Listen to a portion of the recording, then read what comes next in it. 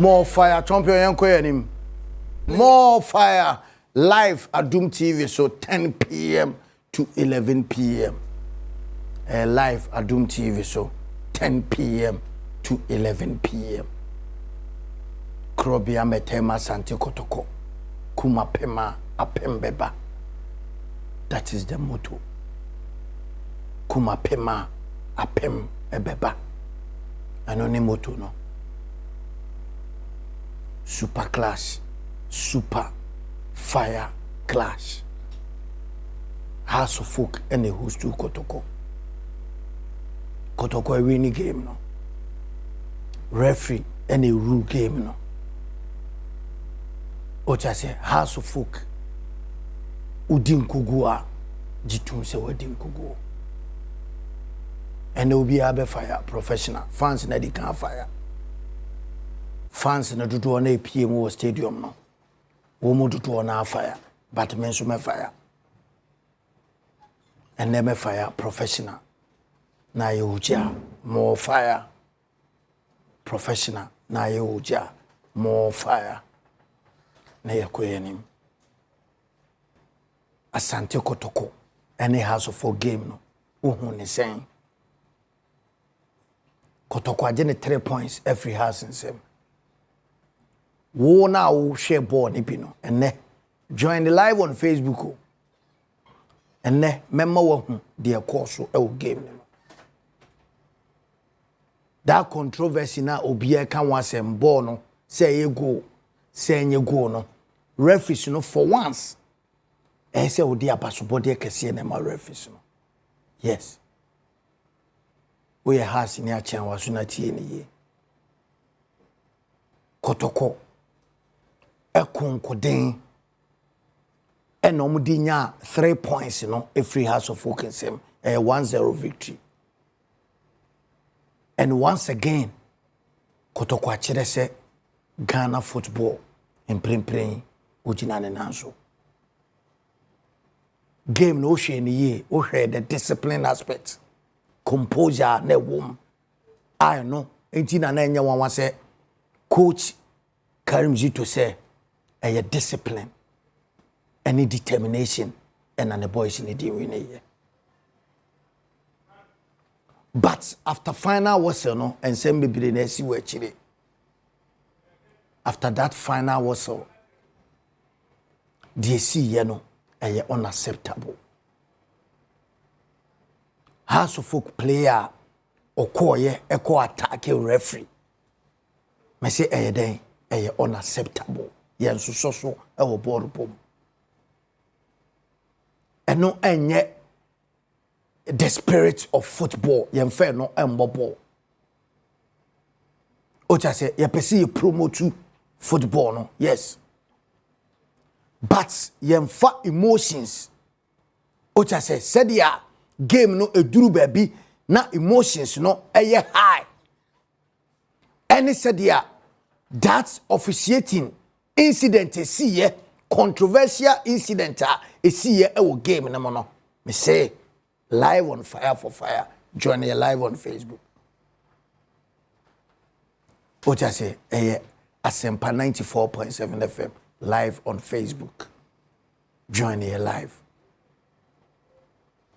That penalty call by the referee. They say has supporters any problem on the call no, on penalty no. That disallowed goal. And they no and they did that violence no. Eba no. Me say you won year no bebre see year no more fire. Yeah, about loss of the game. Ocha say, and boy now, or ye in question no, House of Folk player no. Any kind say, ye destroy player no. But it's all the yaba or the statement about live on Facebook. Sa action way, any kind say ye so football no. O de hwe de see you me maw de see ye e wo Accra Sports Stadium Endra and I will share it live on the screen. player no ni coach Didi Dramani stop no say onjai still osi there be onbu coach na kura player no time a coach na oti game na say onim adwuma no wono na chire boys na adwuma we a wo share live no e wo screen so no coach no try say o best top player no any players ni bi stop no still player na person chire say yenya no nko bo referee because what disallow go yemfa mbobo o cha say player ne de say ye twena so so face asotwe yes eno wo ho but ni kwan say say asotwe no correct no asotwe no eni kwan say ye ne say sebe ye de ba be doom players edu ba bi a players no ye doom omuja incident bi say obo mu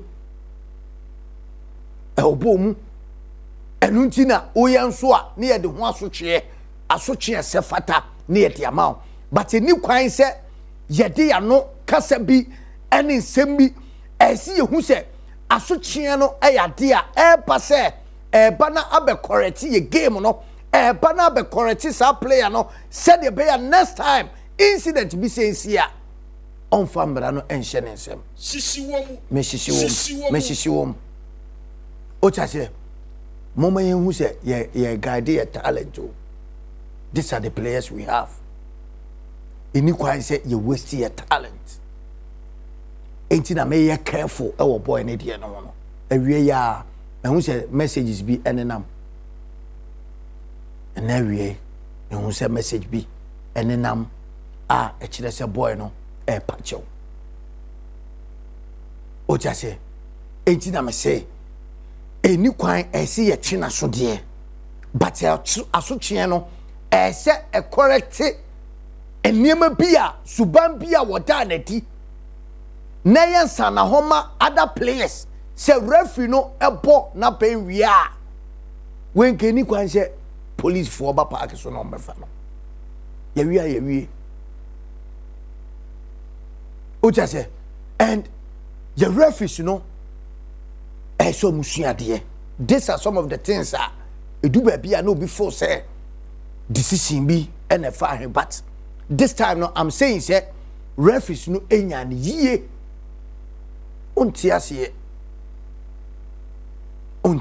referees no decision no e shape match enti no me de bia me ka say referee bia wo kodi game a say wo di show tirimu say wo decision no eno na eba abe shape game no wo decision no say ye papa say ye bone eno na bama ye hu game no said ya etie eti referee a okogina mu no wono na all carry the game the day no responsibilities na won so no ene so be make sure say no kura dio say effort so be win game no ene wa win sisiwom more fire me sisiwom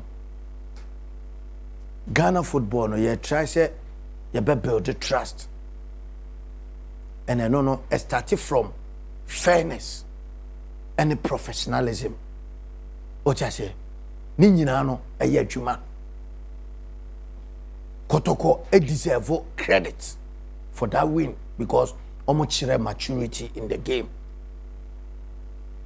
o cha say house of folk ese mu regroup mu team ni ye ese mu hihye mu team no na mu hu say team no dia na totima wo ho enu nti na me pe the posture of the coach Didi Dramani even after Kotie ni interviews or granted here what's it professionalism and maturity say leader say coacher ono na coachy house of folk nanka why na be shine pa between coach and any player no why na sa 3 points no say shine pa nanka coach no say kokobo referee ne kura but what's it maturity any focus enti has team no say mutimi eden mu regroup team no mu regroup team ni ye enye retaliation enye se mo call retaliate. Yes, referee decision say you right, say you wrong. And now we call Europe, we call some of the advanced countries at football no one more share say bet me a drew level, and that level no and a Ghana yes yet kroma yes share yet no ebeduru one more krana sign akofa video assistant referee at the back. Tia sem na me ka che oni referee no they say Reginald Collins Amoa. Referee Reginald Collins Amoa or your FIFA referee. Wa officiate top matches. Wa officiate games. Wa di matches a hodo. O cha say match we na enso ema no.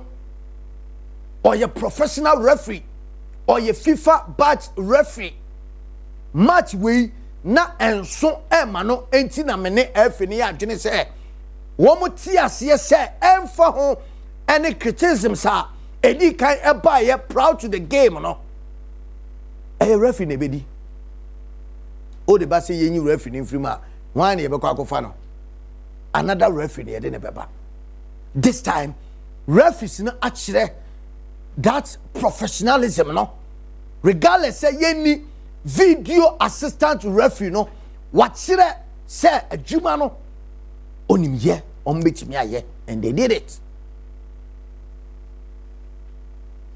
Ocha say who de obi ana obebusa say ene nka ba bi aduro no yenkofa a video assistant referee ana independent review bi ye introduce big games mo like this nka no ena wo de wo hwese e bia ye betimi introduce Ocha say video assistant referee anase independent review bi aye betimi introduce ye big games mo te say sa match Kotoko any House of Folk airport you know bia now the sana wo hwe.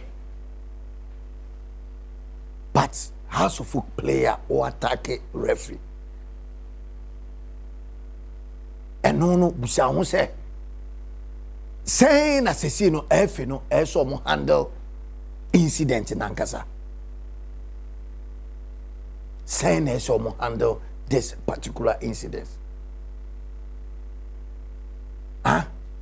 Ayadia esi edia so twen no ema player no ebeye asochia sebe ese ne fata si edi be twena so enya sochia bia keke o nemum eni kwan so se yema ade eya ebetimi ebu players no abam ye be say talent no okroma me de bia no me ka se talent ne ye wo ekwan ye be fa so asise ni yie ewo Ghana ha no enu na ye mpem beble no problem de man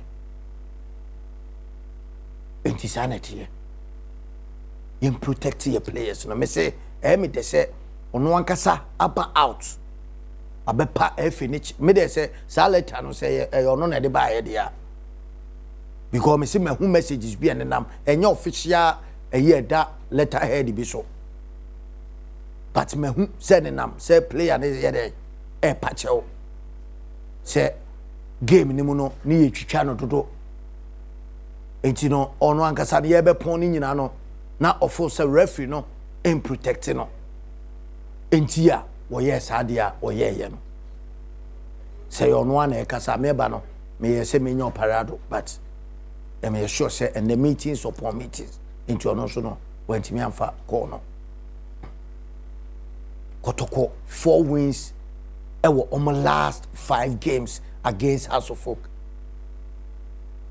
and I say obusa ho say e de ben na Asante Kotoko team no ye no right Ocha say and die nsunti na ama House of Folk team no ko form when Oshia Kotoko a ontimi ne emmo ni nyina ye ensembusa say ubusa because big game like this can no obi anim say has betimi a kire ne bobere but enra o hwe ball ni bi abon say yes Kotoko team no omo outclass has team no and I'm say Ghana football no try say a better day, a better a revival, a better rebuild na konenim. Now, my share penalty incident ni obia joining live on Facebook. But penalty incident na e see ye el park ne so no referees no enya the replay our game no because ye ni video assistant referee ni bi. O cha say but o de be juma team no aye fire for fire team na aye champion baby girl fato screen so mame na ye hwe say obi a be penalty no me say penalty ball no up player ne share no referee no the referee now ogina o assistant referee no she from beginning no she build up no time wa player ne ba be test ball no kra no na referee no assistant referee time a obe test ball no obe test ball no na referee no we page flag ne da time a me see join your live now the be enyo obi na game na e course so enura no eno ho nkomo na me na oye de ADA this is the replay we fire for fire team ni na aye ho adwuma wo we nya efe na aye we international ima and I edit video we any time a boy ni ba be test ball na any or test ye referee no was no she referee no see sometimes ye referees na nkasa no wo musuma nti na to de bia o come ho asema abeka se e bia referees na sa omo nsaye omo hia that akukudro we bi sa akukudro we a referee no enya ye the set we assistant referee no sa hwe ball no hwe time a player no fo se wa share wie ono obe test ball no ya flag o de da ya hwe Europe matches ni ade a yetime boa na referee no offside o ya boa flag no wie ya boa na tournament ma si o offside na obi assign echi na okọ obi enkotwe tuo obi enkotwe sekan obi enko me say o de wa wo share live no join it utie radio na ja radio ni tie na ko Facebook o de ko live eni penalty incident no eni goal no a house of folk share ana ball na tournament mu na referees ni na ese mo ball mo abaso I'm telling you referees no efe no so mo said that fra referees we e ball mo abaso say ye ni video assistant ayibia wa ha but sadie we ya mutimi gina mo na so ye no video we enchantro enie time a boy no first ball no koye all be test ball no a referee say offside obo show one man show offside anamebwa me eno kra na ye ka kire wom ball we o test ni say we a we obetimi abo ase no but referee ni say time a o kra wani nkire po ni mo unsa ball no hwade ni o test ball no nani nkire po ni mo na waka say bia nani kire mu nti na referee na je offside anaso we page flag no nani nkire po ni mo player gina na chi but I'm saying say time a odine nine be ball no na referee no mo hwe ayi hwe assistant referee no mame hwe mo din no mame pacho hwe assistant referee no Reginald Amo na ejina mo yes assistant referee no Roland Adi ene Theophilus Akugiri thank you enti Akugiri no emso no nie ono na e page flag no we dey na say dey na kire say we player e say okokun ade we ho we player sade we me say sambo no mo hwe bie mo me sira obo no mo hwe bie mo hwe magana fo hwe we nye gidigidi bia mo hwe ball na player no ball ye na ye dey call this side ball no free wiem e ba me say referee na ayi kokko wo na pampam no hwe referee ne flag hwe ene we page deda entu the ball we tu na timu now say chinchina chin yanji go mawa mente wase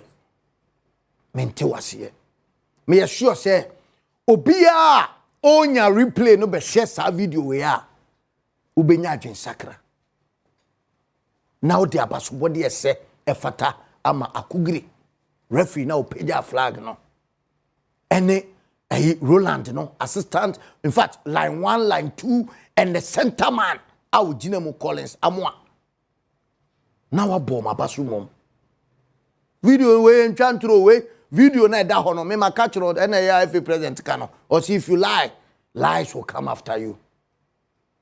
Obi eni wa wo twantro video no na wa wo de wani coach ya mansa o se coach ya wusi o se wani no wo de ahwe ne live said their incident in the year. It is a way no say advanced country bu oboru bomu a referee ni ko gina ayi ne hu biem ba wa obasaji say still I go obaji say nye go incident way before a player na ebe popo no ya page flag o bibi am that center referee ne kura no na say wo kɔ ne so enye line 1 no and now referee assistant referee no and so corner so enye center referee why then enti radio ni keke behwe dia e course na me kire wo say this is the idea referee ni den decision na omu take here ama Ghana ha because obi anya replay bi say hwe yenti no obi atutugum sa we ene ye de ama no fire team na de ama no and life ochase so ahochire ne house fans ni bi twa mu twa bonkrofo no mayentie house fans na omo abo anjo incident ne so na fe na omo ka ebi no miwie a obi ya be fire video no be hwe video na sa wa be fire professional opa no watimi akasema ofo se game no uhu ne saying this incident me see the video no e kire wo na wa frɛ na watira wadwene say na tie call phone so live on Facebook Asempa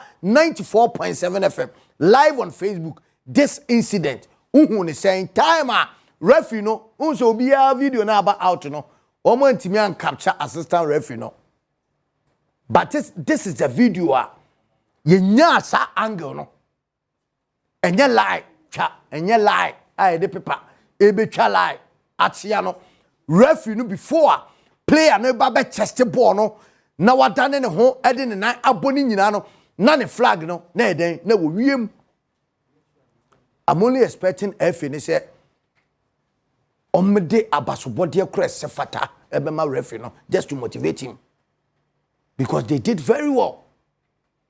Game ni mu ne de ebia na obeje incident bi ni ade a two teams ne kra no obia be complain say in favor no eno be wo ho but mimi gina this particular incident na enam so Emma has a player no full say referee na rob wom enti na player ne de makase e say kra wasa be pache wa kire say why sorry ade oye no wanye ne yie me sure say unya video we bi ehwe ye no we hu say kai ade no manye ne yie enye go mama yensua de ne yenko ye ne wo Ghana football mo mama yensua de ne yentimi move from the bia stage back one ye gina o cha say ye move because player no so san video back bi etu a o hwani ya o ko sei o wi no san be shame sometime na referee apeja o simase go o ko sei eno san eyi ne hu free baby ono hu so I offside sometime so a wo saba no me say referee no why wa peja frank ane deda sometimes kra no omutimi teso ana a advantage na ko why we jai na advantage no na game no e flow na ko nanim ba we de ne flag ni gina so ene na arrow na wo hwe wo so no kokko no assistant referee no wutimi ye bold enough ejina ne nanso hu say player no aye offside enti eso watch offside ene waje offside we ntokwa be ne wo say yenjai na has fans and our fans ni bia e wo park na mo start to nsuo ye refi has ne Kotoko biem ema nsuo toto no eda so ekoso e wo Ghana ha Mainti has for na call park na if you game no confidence no one interview no but he has fans no more fire. Disappointed with the results now. I'm disappointed, especially referee no. Say my 10% my man zero. My man zero one year. Say no all year dia ma on try and find animu beam on stopping the referee no. Call someone stopping the referee. Yeah, was I cool. Not to be did the money. Me disappointed on him. How not born information and I'm what 3 back and yet 4 back national boy or no good. I am very disappointed in the referee, not in Haas. The players did their best. I'll give the blame to GFA, the organizers of our league. If we want our league to be better, for supporters to troop to the stadium and watch match, let's take a wealthy referee to officiate our matches. Not a cooked referee for one team. I'm very, very disappointed. I'm not just disappointed in the referee. I'm disappointed in Ghana Football Association, led by Kotoko. We are disappointed. And I'm disappointed in the management of Accra Folk. The reason is so simple. We are disappointed in the sense, Obiawo Akauda, so you'll be very careful. We know the referee, who he is, how he officiates his matches. So the moment I am pointing in such a super clash match like this, Accra Folk versus Asante Kotoko, we were expecting, say, management, but sorry, NCC, led by Chairman Yusuf Nyamin Shrao, he raised a legitimate concern, and we expect to say, as management, but sorry, but as management were silenced, and then we see what the referee did to us. Yebesre, Kotoko, collectively, no, say na ya nya baako anya adwuma na Ghana Premier League enyefe. We are disappointed in Accra Folk management. We are disappointed in Ghana Football Association. And we are disappointed in everybody. Referee, your best role. Any day more, yes, in a professional way. Yes, necessary authorities should look into this game very careful again. Reginald Amwade, me say, Senka, yeah, Rebecca say, or Obia, Opese League, no, or Opese Ogu League, and if you say, so where Quaya Faso are promote to game way, Nani Power, Matani up. We media numpo uninvited kata bibia we kwan am matwa e de abeduru ha me se atwa na makwa fufu asem enye fufu asem kwan am fa so a me twa kwan akodu takrade na ade ache masen akwa adwuma ene problem ni sesi a midi ye the management no ho yaw as a freedom fighter for football for change midi ye management has management and the board ni na midi obi a ho yaw because say any supporters here complaining about referee. Now mo tira on mo fa release letter kura mba mbonten. Has communication. E the 18 fa hwe mba mbonten embe ka hwe a efe onye dey. Yeso ye pass match say ya bonya referee be di bo a e de odisi aye. Say what dey say. Referee be di odibo, odi e boss be 3-2.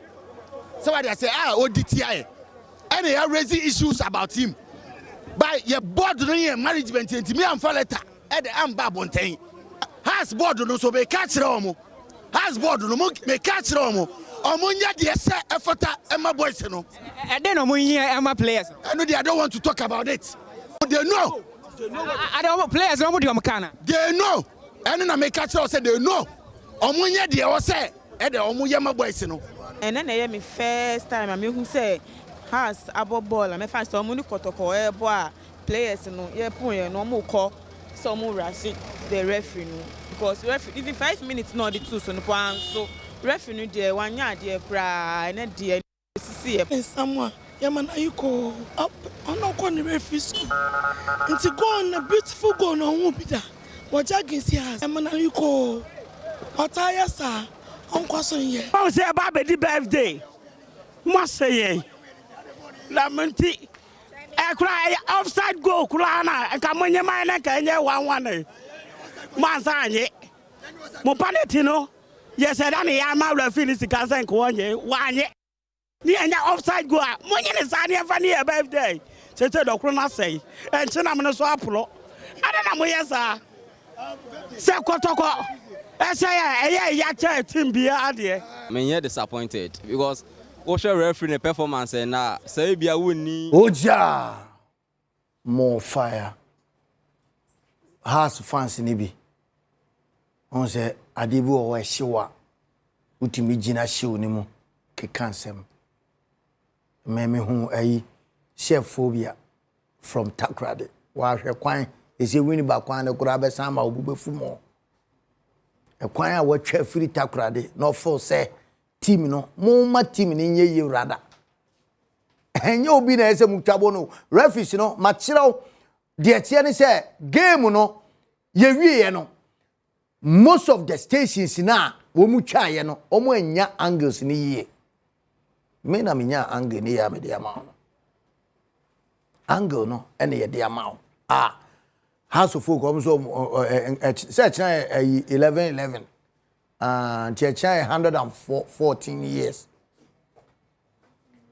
eno ho abufushi wo but wo hwe video na me de akire wo live on this show incident na esi ye na referee ni gina omo nan so player na se wankom ena ofiri akire eba kamenyi ni se referee ni be pagya flag no player ni komu no no asanja ne ba back no na flag no aiden achine de dada time or chest ball no na referee na hune de da say hey already why offside o de two net mo one fan two net mo enye go ball ne mbra ne sanete enye tetebre na ball no to net ma si go na ye de nsa kire da bi atwam time na all chest ball no hweniye time na player no all chest ball no all banankasa referee no na wo soro no we page flag ne dida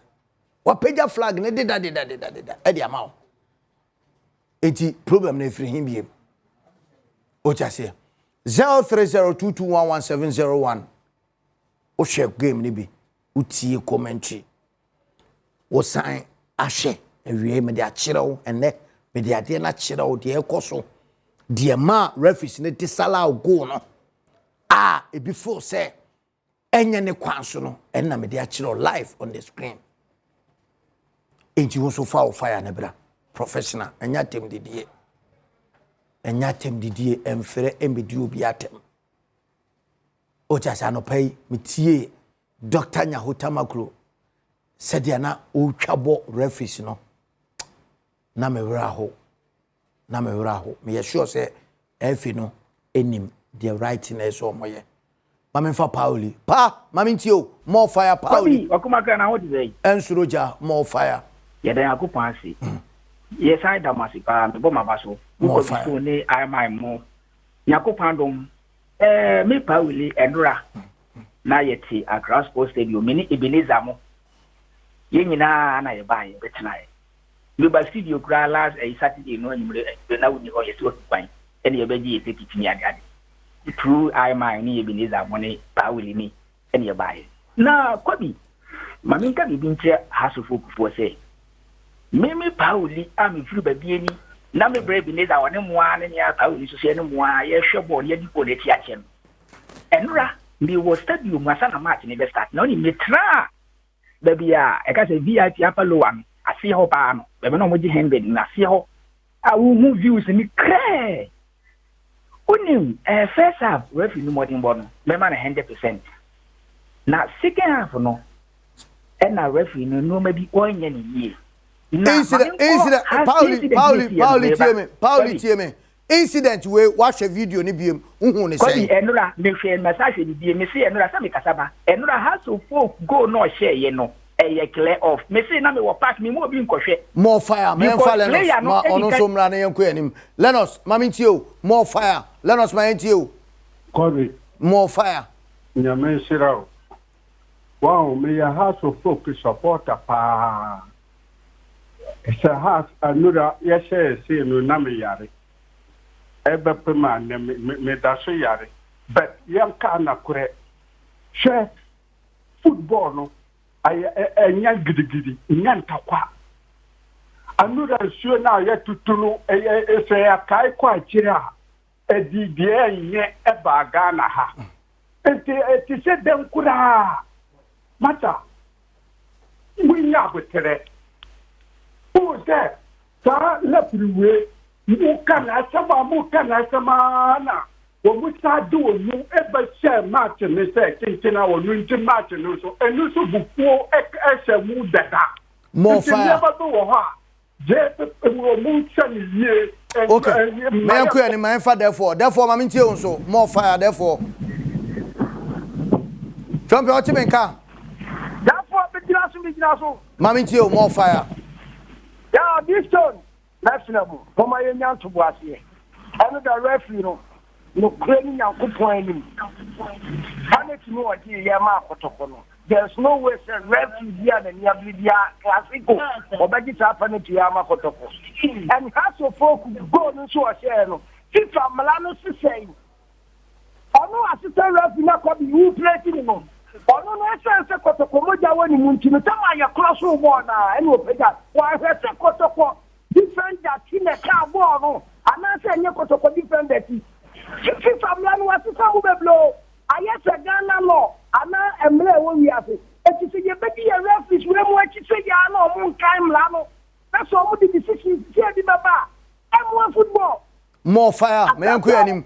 Me enfa Agabus, Mamintio. Akubakra. More fire. More fire. Ajuma time yam fan ni agro. Me dada. Metro want to be a metro. And no am was stadium. Agabus one that because say na me occupy tertiary. The no na yeshibom. And I wire the papa men down. And roughly regional quality Amwa, Mabana Basso, Papa Juma, why ya Juma Papa and Messia Afino, roughly, Tawaya, roughly of the year. Also, Timina. Oja, man, fa Kofi Bani, Kofi Mamintio, more fire, Kofi. Oh, yeah, but all the good afternoon. More fire. But on your Casa Siano. They didn't know Yakakra. But we share top for no, Potokana, one of boy now. Would you win and also boy, you didn't finish and quay, or the MSO Bianca Sanko Yabinka. Can was him, and you'll be now be dinner. Can old Diano, when ya opportunity no, and I say, can was him. More fire. Or say, Bibia, come on. Bibia, fine. Ojana Shiwa, over more fire. Champion, Ojani Shiwa. Where there will be best here at the end of the Siwono, and I'm a boy. Go my baby, come at it. Oh, Yamiadum, Bibia, come on. What when you're at a Jashe, I'm a editor. Say, my share over and in fact, from Andrew Weno, camera guy, Ben, I wanted to call Anna. Eh? I'm first to not in a choir. Yeah, camera guy, no, angle no, yeah, it was super solid angle. Solid. When you're there, made a me share.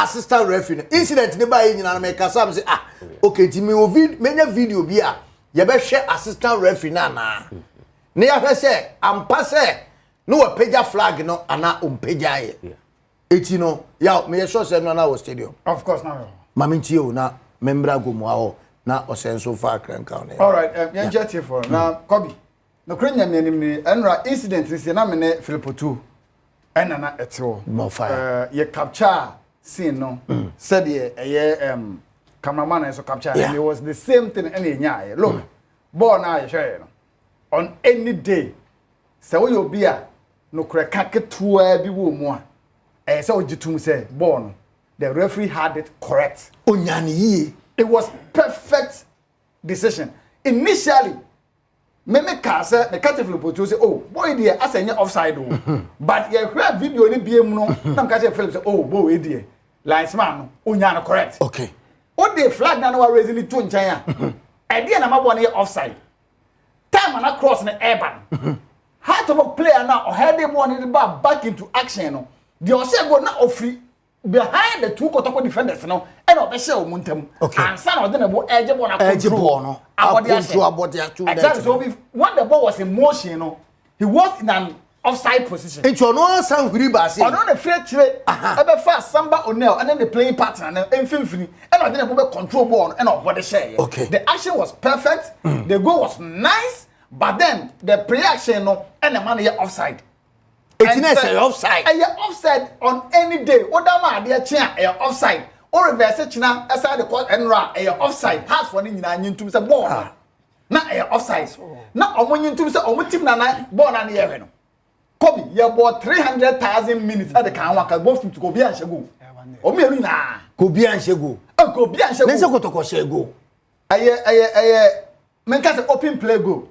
say penalty na buy okay Kotoko team say penalty na man come 100 minutes come nje go half for come 100 minutes come nje go di entia o mu mienu ni obia ni kwaya de shego e wo bona no mbo no this one he bo ni bi especially o number 9 for ni mienu no o mienu ni obia sha number 9 donzo no ane heart of opening na on fair and buy yes na heart for come nya de buy no free no Hamza anya Hamza ya de buy no free so say do you say jesi number 9 do you say number 9 de ma house no and also o mu nya de yes ra o pa o mu nya de buy no free ni bi bia sa de buy striker ujina for mu a u meant for that ball eba now winger no I move to this side dash it that wo be positioning now winger na for ball was said dibrika ekoka winger no wo my goodness na fe hu dia as o nim dia o be bia so okobi supporters now won co stadium no ya na e pon mo chew but anyway na me di mani hu ye no obi na wo pe ball anya fe oh nice game no na players ni modern money wo for yan kan crunch say players no ball no mo ball ho no omo decision making on the pitch are very low me say ball no na ke betra bo 90 minutes are 10 o ka mo esen 900 minutes en penalty ama Kotoko na so bi anhego okay mamema gomu anso mra mu kakra na ye nche ne kakra nka mesa ba ho gomu mama nti o Stone and I hear especially my main incident in see yeah that is a hustle goal no the attorney say in law 6 talking about a human assistant ref in the year that controversial incident he also has the authority of the game okay and the main duty of the assistant ref is to help the ref offside decisions okay and he did mra ohun say mauli wayo offside position after the law 11 I can about offside and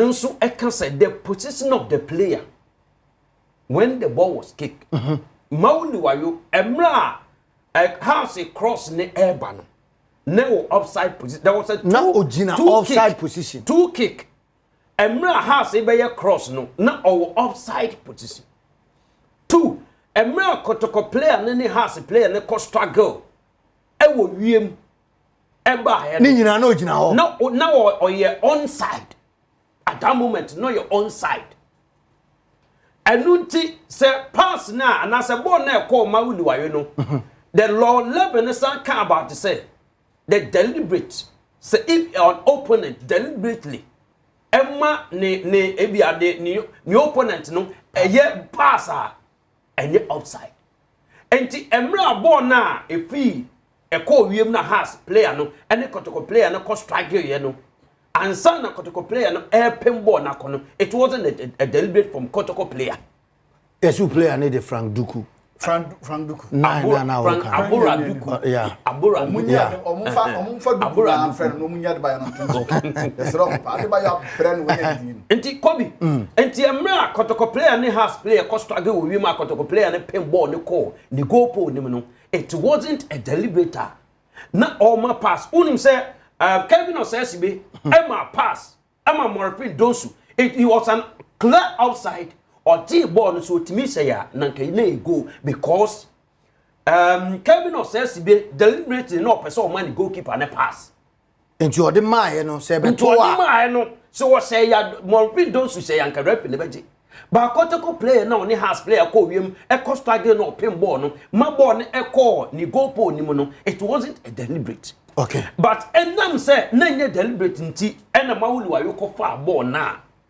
ne ya gini offside but say na ye deliberate dia enka Mawuli wayo nka rep ni betimi apeja ne flag no but yes still nka goal ni be standing it we no na ye offside yes it was a clear okay mamembra Osebo ati ho o say maminti we say Friday uba in fact Osebo ati a former player 20 striker in fact Oko Kotoko under 20 or a former striker Friday no wa ha ene nenso no wasan abesra o say maminti o de membra mo kan ina excellent ade ba ko say ye huni say ya na ye the emotions na hwebo Ghana ye nyina both Kotoko has okay ye nyina awoko na adwan say sanko ya ma me dia whether referee ni perform me kan kwasa se ma kire na me na me various platforms I may fight throughout last week in they can say a certain Donzo, this is going to be his first goal. Am I even happy for after man the person? I can say, na it's the same match in the birthday, but Obenya the first goal and going for it. Obeto na idea has some penny funny di can about to make a referee no. Me feel say na inside did players in the deep players in the team because of that in whatever happens.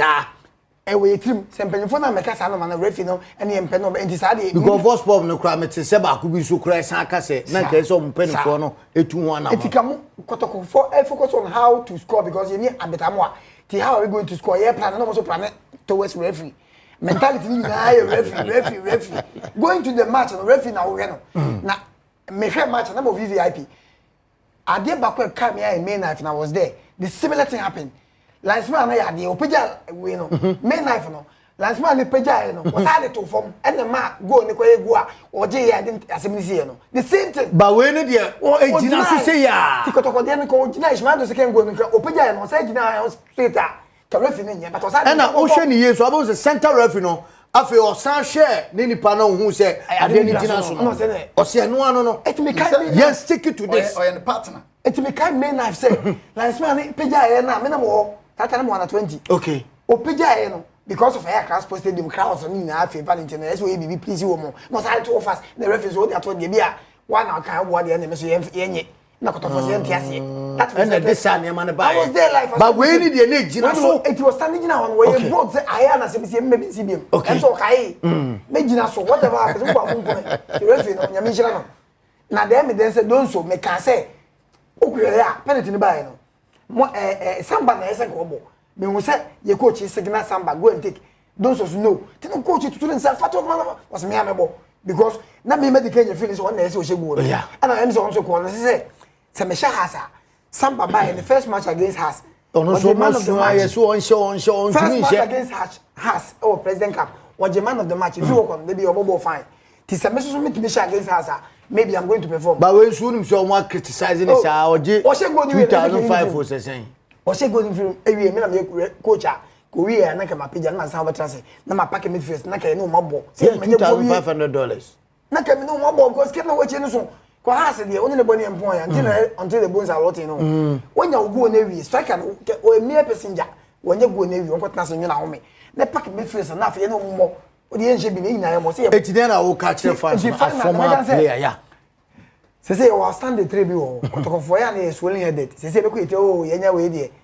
bo ho na draw ni lose kwase lose bi akofam na ye bo say fu kwase lose any say lose because what match has they don't me say vision na say basket there be say the ball ni dey enkan say that is how I mean no okay say me da bo crowd pack form ko fo bi say me na me tidi ni say bi am under with you but me tidi say we obo bi da me show nya na kaka o all right sanity eti basket no wan keke no wan nyina 9 points ni enye ebi a maybe 7 out of 9 kura one draw bi a adding to your 14 you got that first with I mean 2 points leading when you leading you are good to go there's my calculation in na you na we afi o ni nya e be win na we draw bi from na we wa onya de say be show e wie okay tuba kwa da ben ana o akra kuma se ma ke so ameko ise mo wa la pass and e be sa hwe ni e be dim ko ya o ti ye na ko mo fa mo se ya Hussein e dey a chow pa ba yeah e official yes okay and on Facebook account I didn't see you know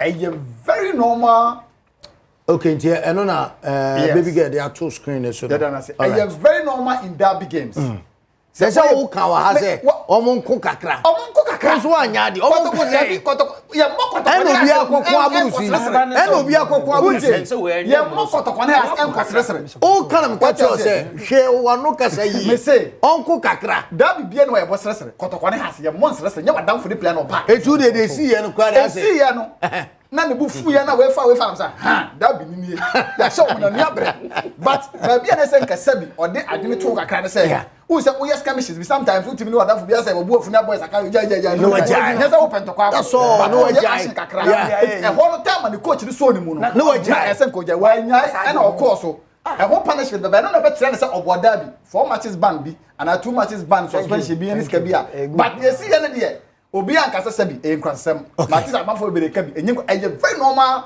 of me bra pani so aboboda say utu nika for sometimes wa come across automatically enti dey see and na SSC no kra nya me nim na mani age e derby e na chese ya bo derby say has ene basakare boy ya de bufu has ene idea na the boy ya de bufu we ya Kotoko ene ya be head wa class for stadium enti na ye but o so do enti yan twena so kakra say the kan niko say e de be send football career but yan twena so kakra na on fansu bibi me da sigo mu a yenko Kobe Stone the American say has team no quality of form has team no yes they have to invest na say players in no normal register Kobe we men ji omuti me say no normal register omuti boy na me ka say did the buy ni nyina na adwen say aka umbe top players be or top notch for House of Folk but yes still I do baby I won't say obi dia kwa House on pen no na House pe team like House of Folk I don't know pe into your own resource no Kobe we here for the past best 5 years